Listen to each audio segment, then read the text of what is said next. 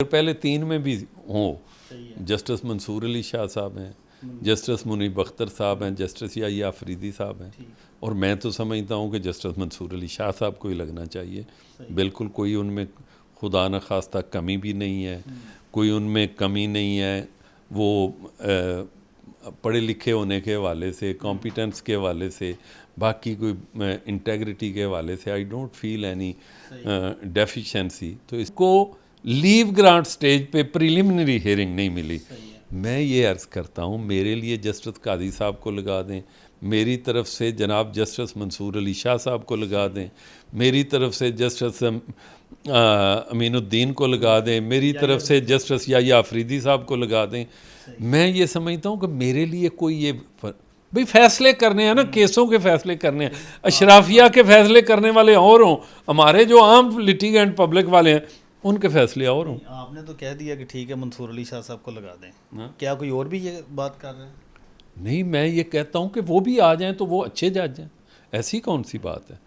वैसे मौजूदा हालात में भी आर्टिकल 75A3 जब तक तरमीम नहीं होती तो जस्टिस मंसूर अली शाह साहब तरमीम तो होनी है, नहीं, कोई ज़रूरी नहीं। अब गवर्नमेंट से हमने इनकी तरमीम का जो प्रपोज़ल है उस पर हमने ऑब्जेक्शन किए। उन्होंने ये कहा कि ये जो सुप्रीम कोर्ट के जुडिशल कमीशन ने रूल फ्रेम किए हैं, जिसको उन्होंने यूनानिमसली अडॉप्ट कर लिया है, उसमें उन्होंने ये लिख दिया है कि हाई कोर्ट का चीफ जस्टिस जो है वो पहले 3 जजेस में से हम कंसिडर करेंगे। तो वो कहते हैं जी, अगर हाई कोर्ट के जजों में से पहले 3 में से कंसीडर करना है तो why not from the Supreme Court. ये कौन कहता है? ये जो हुकूमत। अब हमारे पास ये प्रपोजल आई, हमारी एग्जेक्टिव कमेटी ने, vice chairman bar council Farooq Naik और बाकी एग्जेक्टिव कमेटी ने भी उन प्रपोजल्स को, उनमें से कुछ हमने मुस्तरद कर दी, कुछ उन्होंने अप्रूव किए हैं। मैं नहीं था उस दिन, लेकिन मुझे नायक साहब ने बताया, बाकी मेंबर जो एग्जेक्टिव के चेयरमैन हैं, उन्होंने ये कहा कि हमने keeping in view the rules of the judicial commission, हमने इस प्रपोजल को एंडोर्स किया है कि पहले 3 में से कोई एक चीफ जस्टिस होना चाहिए। अगर पहले 3 में भी हों, जस्टिस मंसूर अली शाह साहब हैं, जस्टिस मुनीब अख्तर साहब हैं, जस्टिस याहिया अफरीदी साहब हैं, और मैं तो समझता हूँ कि जस्टिस मंसूर अली शाह साहब को ही लगना चाहिए। बिल्कुल कोई उनमें खुदा न खास्ता कमी भी नहीं है, कोई उनमें कमी नहीं है। वो पढ़े लिखे होने के हवाले से, कॉम्पिटेंस के हवाले से, बाकी कोई इंटेग्रिटी के हवाले से I don't feel any deficiency. तो इसलिए उनको लगाना चाहिए। बाकी रही आईनी अदालत का, अगर कुछ जज साहबान को शौक़ है तो वहाँ लग जाना चाहिए। आईनी अदालत भी, और वकील के लिए तो कोई नहीं, हमने इधर भी पेश होना है, उधर भी पेश होना है, इधर भी जज होंगे, उधर भी। ये तहरीक की बात है बिला जवाब। बिला तहरीक, कौन सी तहरीक, ये क्या तहरीक? हाँ, पीटीआई की अगर तहरीक चलानी है तो बिल्कुल चलाएं, बाकी वकला तहरीक वाली कोई बात नहीं। सुप्रीम कोर्ट बार ने आपके सामने कह दिया, पाकिस्तान बार काउंसिल आपके सामने है, पीछे आपने पूरे पाकिस्तान की बारों को कहा है। बाकी आईनी तरमीम, ये मैं पहली दफ़ा देख रहा हूँ, ये कहते हैं कि जी पार्लियामेंट को भी आइन में तरमीम का इख्तियार नहीं। फिर आर्टिकल 239 जो है ना, उसको हज़फ कर दें। उसमें पता क्या लिखा हुआ है? आर्टिकल 239(5) ये कहता है कि पार्लियामेंट को किसी तरह की तरमीम जो है उसको उससे नहीं रोका जा सकता, जो जिस तरह की चाहे।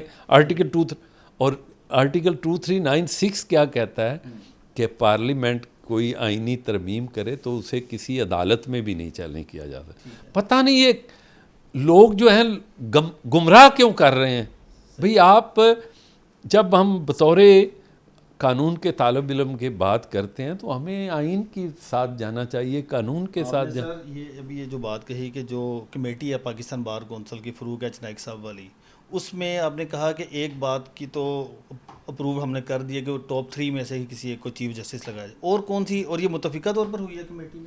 जी, कमेटी ने मुस्तफ़िका इसमें KPK से थे, मैं नहीं था उस दिन, ठीक है। जो मुझे उन्होंने ड्राफ्ट लेकिन आपकी support तो थी ना वो? मैंने उनको फुल कॉन्फिडेंस रिपोज किया कि जो आप कहेंगे। तो और इसके अलावा कौन सी अप्रूव की आपने बात? उसमें जो 2 ईयर एक्सटेंशन या 3 हाँ, हमने जो कमेटी ने इन्होंने कहा है कि 2 जो बंदे हैं, जो इन्होंने कहा है कि ये जो प्राइम मिनिस्टर और प्रेसिडेंट पहले 5 जजेस लगाएगा, हमने कहा ये नहीं ठीक। ठीक है। जिस तरह नैब का चेयरमैन लगाते हैं, 4 बंदे गवर्नमेंट के हों, 4 बंदे जो हैं वो होने चाहिए अपोजिशन से, उनके साथ एक जो है वो nominated by Pakistan bar council होना चाहिए, तो ताकि जमूद भी ना रहे, हम उसमें पाकिस्तान बार काउंसिल की नुमाइंदगी भी हो, और पूरे अपोजिशन के 4 हों और 4 गवर्नमेंट के हों, तो उसमें से जो वो करें। लेकिन हम ये कहते हैं कि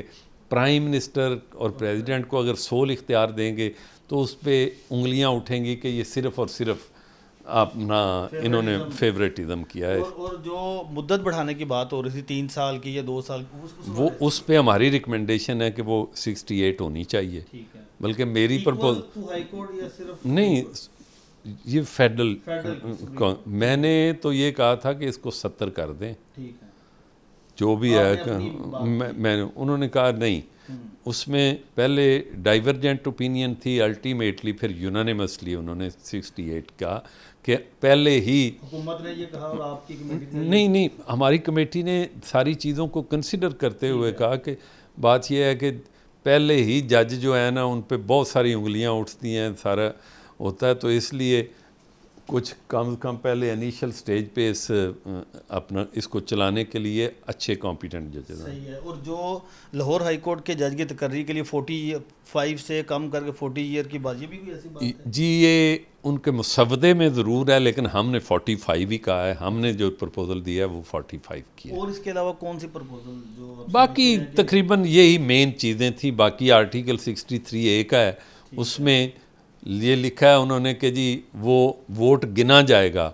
हमने साथ एक और एडिशन की है, हमने कहा है कि जी इसको फिर सिर्फ एक दफ़ा सीट लूज़ करने के लिए कम से कम 5 साल वो इलेक्शन नहीं लड़ सकेगा, 5 साल के लिए डिस्क्वालीफाई, हाँ 5 साल डिस्क्वालीफाई हो जाएगा, ताकि अगले बंदे को एक वोट डालना चाहता है, डिफेक्शन करना चाहता है, तो उसको 5 साल की सजा तो हो जाए। सर इस वक्त ना पूरी कौम आपको देख रही है और सारी खबरें आपके पास है, ये बताइएगा कि काजी साहब अगर 3 साल एक्सटेंशन हो जाती है तो वो बरकरार बैठेंगे सीट पर या? मेरा ख्याल है ये तो काजी साहब या अपॉइंटिंग अथॉरिटी को भी वो क्या करते हैं, लेकिन अगर काजी साहब भी हों तो कोई इसमें मज़ायका नहीं है। कम से कम एक जज ऐसा तो है जो नारों से नहीं डरता। मैं मजम्मत करता हूँ जो कल बाहर सुप्रीम कोर्ट के पहले आपने देखा ना, एक दफ़ा नून लीग ने हमला किया था, कल PTI ने हमला किया है। देखें ये बराबर ही हो गई ना, एक दफ़ा PMLN ने हमला किया था, उन पर तो पर्चे हुए थे, सजाएं हुई थी, इन पर बाद में ये गंद है ना, ये आप किधर लेके जाना चाह रहे हैं? इस अदारे ने इधर ही रहना है, जज बदलते रहते हैं। आप सर हमेशा सुलह वाली बात करते हैं, मसालहत वाली, तो ये काजी साहब और शाह साहब की सुलह करवा दें। वो तो मैं समझता हूँ कि दोनों बड़े अच्छे लोग हैं और इनको मिल बैठ के ये चीज़ें रिजॉल्व करनी चाहिए थी, और मिल बैठ के मेरा ख्याल है जो पहले हुआ है, जो लॉ मिनिस्टर ने एक स्टेटमेंट दी है और बाकी उसमें की वजह से, चूँकि मैंने तो ये देखा है कम अज़ कम जब से काजी साहब चीफ जस्टिस बने, तो मैंने देखा कि हमने कभी भी बार का कोई डेलीगेशन लेके गए, particularly with reference to Punjab अगर कोई बात हुई है तो उन्होंने हमेशा ये कहा है कि मेरे से बात ना करें, आप जस्टिस मंसूर शाह साहब से बात करें। इनका इस लेवल पे कोऑर्डिनेशन, और लेकिन अब ये जो हाथबाजी हो रही है, मेरा ख्याल है ये फिर इंसानों के अंदर की चीज़ें बाहर आ जाती हैं कि वो कितने एक दूसरे के साथ हैं, ये जब ओहदों के लिए अपनी अपनी ज़ात की बात आ जाए तो मुझे लगता है कि बड़ी तकलीफ़ दे बातें हैं, इस पे ना करें। माइनस चीफ जस्टिस की भी बातें हो रही है, फुल कोर्ट बन जाएगा, मंसूर अली शाह साहब बुला लेंगे और जो जजेस की अक्सरियत है वो बैठ जाएगी एक साइड पर, इन फैसलों को नहीं मानेगी जो ऑर्डिनेंस के तहत। बात ये है कि वो एनार्की होगी। सही। कल को चीफ जस्टिस ये आर्डर करें कि यू अपने आइन के मुताबिक you come in aid of the Supreme Court, और ये लोग ये कर रहे हैं, तो फिर एक नया पंडोरा बॉक्स खुल जाएगा। छोड़ दें, ये कोई ना, ये सुप्रीम कोर्ट का फैसला है ना। अब ये मेरे आपके कहने की बात नहीं है। सही है। इस तरह तो आप समझेंगे फिर आइन को तोड़ा, तो फिर तो जो जिनको रोज़ कहते हैं वो आराम से आके इन सारों को पकड़ के इस्तीफे वगैरह की नजर आ रही है बातें सुप्रीम कोर्ट से, हाई कोर्ट से। नहीं, मेरा आपने भी पहले भी एक बात की। मेरा ख्याल है अभी नहीं सो कोई ऐसी, मेरा ख्याल है सारा स्मूथ होना चाहिए। काजी साहब का माशाल्लाह ये इसी महीने उनका पूरा हो रहा है, तो बाकी जो लोग तरमीम हो जाती है फिर तो नहीं, तरमीम का कोई एक्सटेंशन वाली तो बात ही नहीं है।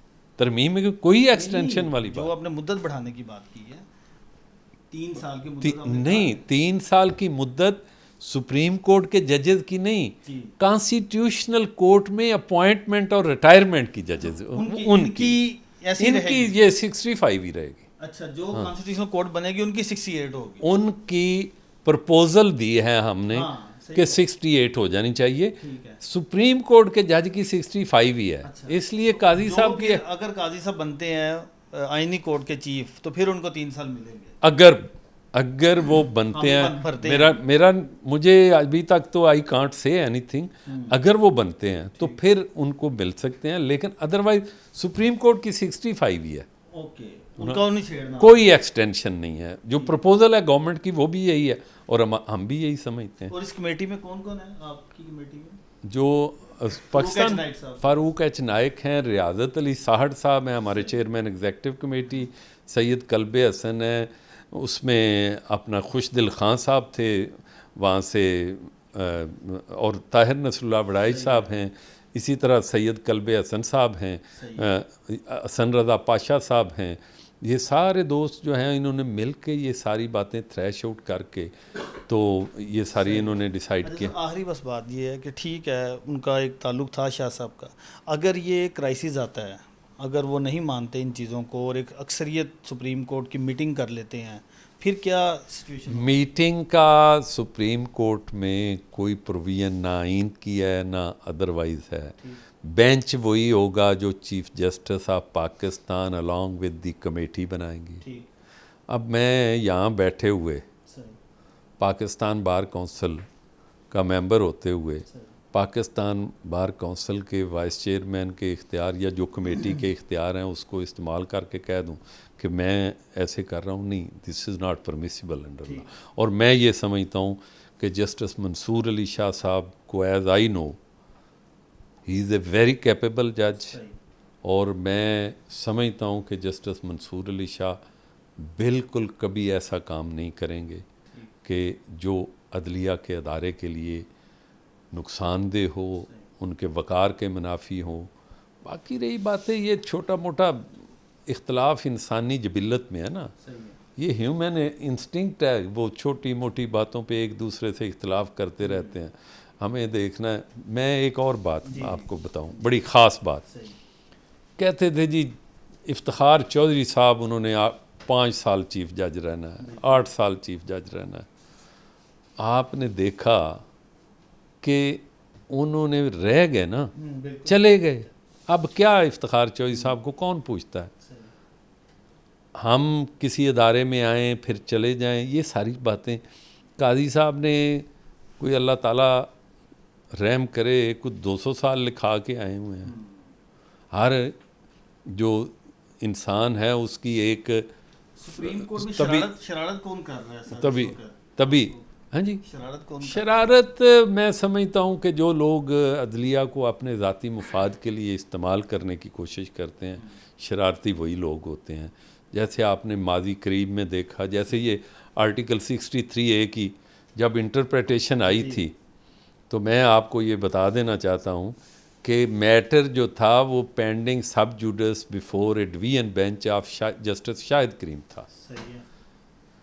जनाब जस्टिस शाहिद वहीद साहब ने एक आर्डर किया कि ये जो सीटें हैं रिज़र्व सीटों, इनको डी सीट करने के बाद फ़लाँ को, उस आर्डर को गवर्नमेंट ने चैलेंज किया और वो डिवीजन बेंच के सामने उसको, और एक प्रोसीडिंग्स में जनाब जस्टिस बंदयाल साहब चीफ जस्टिस थे, साथ एजाजुल एहसन साहब थे, उन्होंने आर्डर लिखाया एजाजुल एहसन साहब ने, उन्होंने नीचे वाले आर्डर को उधर ही रहने दिया और उन्होंने ऊपर से आर्डर कर दिया कि आप जाके सीटें नोटिफाई करें। जब आप इस तरह के आर्डर करेंगे तो फिर आप कल को कहें कि फ़लाँ क्यों कर रहा है, फ़लाँ क्यों कर रहा है।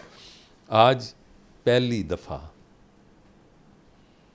जो हमारी आर्मी एस्टेब्लिशमेंट है, जो वो मैसेज देते हैं, वो कहते हैं जी हम पार्लियामेंट के साथ करते हैं खड़े, वरना हमेशा एक पेज पे कहते हैं जी गवर्नमेंट, और जैसे पहले अपने इमरान खान साहब कहते थे मैं और आर्मी चीफ एक पे, आजकल गवर्नमेंट कहती है कि, और आर्मी कहती है कि जी मैं पार्लियामेंट को मैंने सल्यूट किया है और हम उनके साथ एक पेज पे हैं।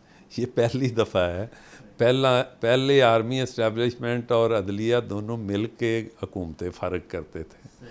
पहली दफ़ा ये है कि थोड़ी सी अदलिया जो है वो साइड पे हुई है। तो इसलिए मैं दोनों मिलके किसको फारिग करें? मेरा ख्याल ये है कि सारे मिल के इस मुल्क के लिए काम करें। अदलिया अपना काम करे, पार्लियामेंट अपना काम करे, एग्जेक्टिव उस पर इम्प्लीमेंट करे, यही हमारा खूबसूरती होगी। अगर हम अपनी अनाओं में ये सारा सिस्टम लपेटा जाए। Thank you very much. बहुत मेहरबानी।